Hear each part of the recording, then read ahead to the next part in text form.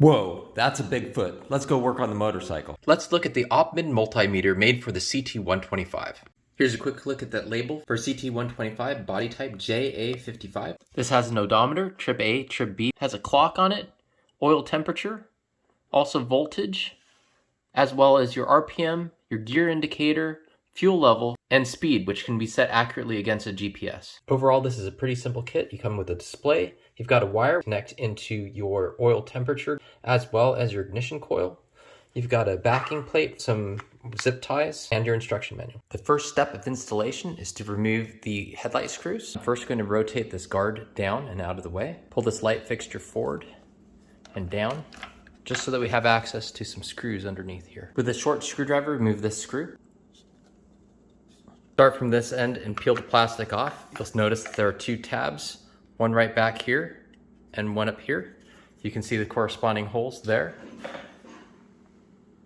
and back here. Peel back the rubber from this connector. Push down on the connector right here and pull straight down. Remove these two screws and that will free up the speedometer. Place the new speedometer in the old holes.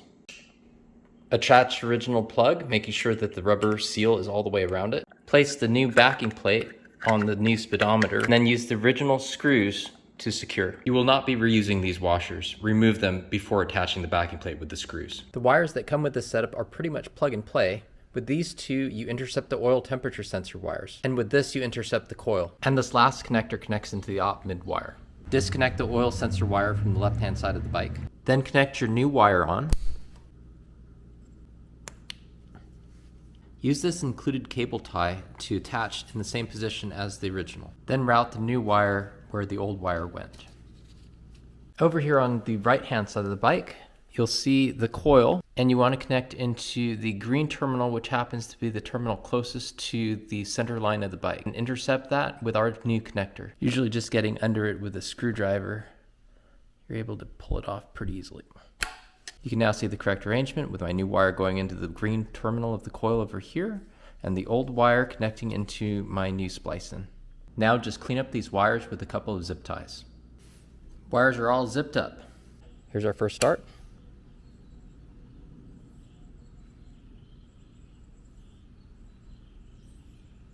Certainly a lot of things going on with that display.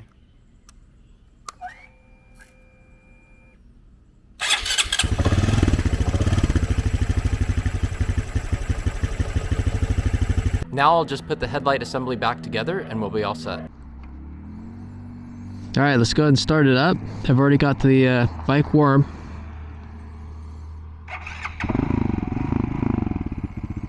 I have the temperature sensor set to alarm at 275 degrees Fahrenheit.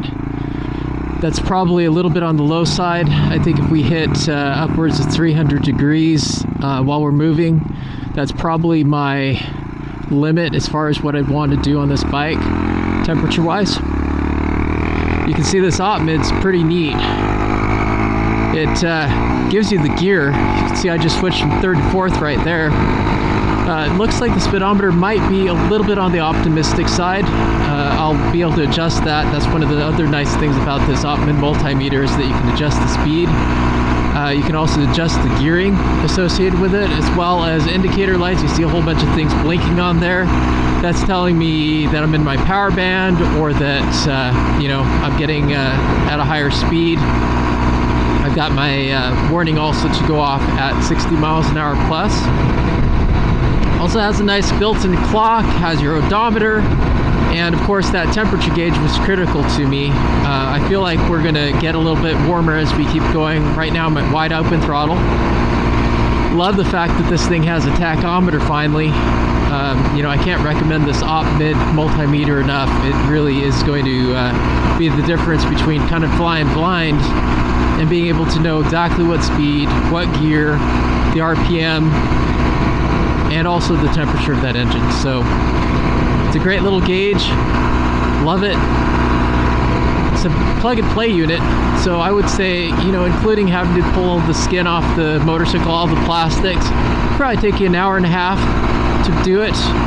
And being plug and play, you don't have to cut any wires or anything like that.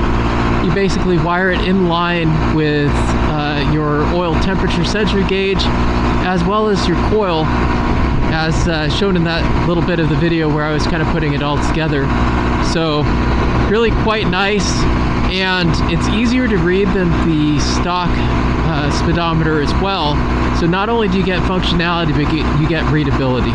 Overall, pretty happy with the temperature. This is one of the reasons I got this gauge, is I wanted to see how hot the engine got without an oil cooler on the bike. That will be the next step, and once I put that oil cooler on, we'll see if we can't keep the temperature the same and actually start to decrease the injector size.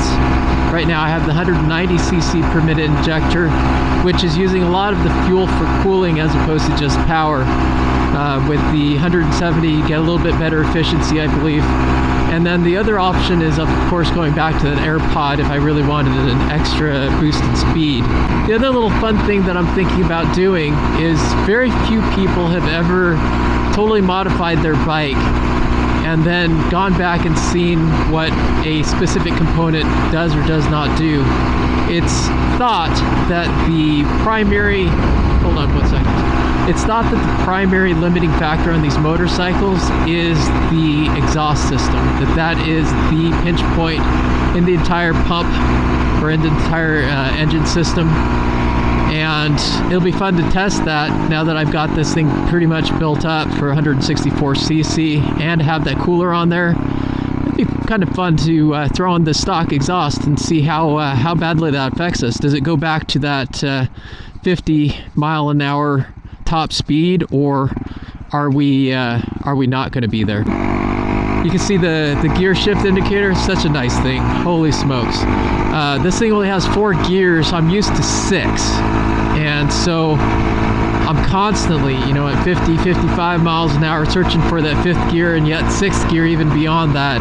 And just to be able to glance down, see that 4th gear, it's so much better than having to do ghost gear, if you will. Just hit 332 is my top temperature. Back up to 337, 338, 349, 350, 355, 356. Gotta pull off the throttle.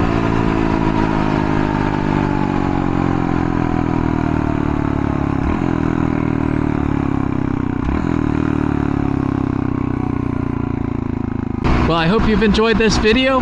Please subscribe and like and leave a comment, and we'll catch you in the next video. Take care, everyone.